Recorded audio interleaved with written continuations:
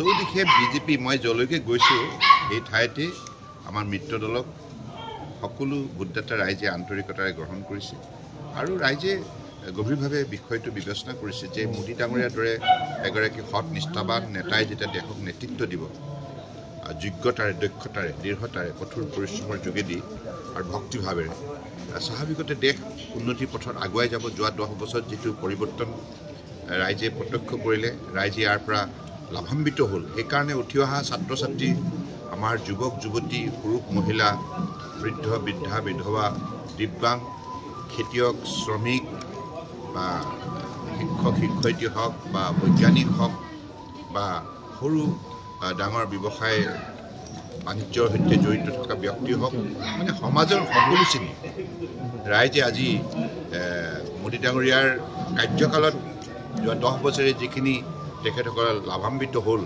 উপকৃত হ'ল আৰু বিশেষকৈ আমাৰ ৰাষ্ট্ৰখনক বিশ্বৰ বহুত শক্তিশালী ৰাষ্ট্ৰ হিচাপে গঢ়ি তোলাৰ ক্ষেত্ৰত তেখেতৰ যি উল্লেখযোগ্য অৱদান সেইবাবে ৰাইজ তেখেতক লৈ আনন্দিত। তেখেতৰ ওপৰত অগাধ বিশ্বাস আছে।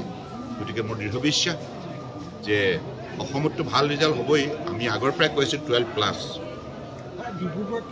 ভাল হ'ব, নিশ্চিতভাৱে ভাল হ'ব।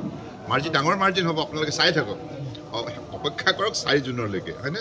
এতিয়া আমাৰ প্ৰতিটো সমষ্টিৰে যিখিনি আমি এতিয়ালৈকে খবৰ পাইছোঁ আৰু তৃতীয় পৰ্যায়তো এতিয়ালৈকে প্ৰচাৰ সভাত উপস্থিত থাকি মই নিজেও যিটো দেখিলোঁ ৰাইজৰ সৈতে মত বিনিময় কৰিলোঁ। ৰাইজে কৈছে যে আমি অলৰেডি সিদ্ধান্ত লৈছোঁৱে, আমাক উন্নয়ন লাগে, শান্তি লাগে, সমন্বয় লাগে।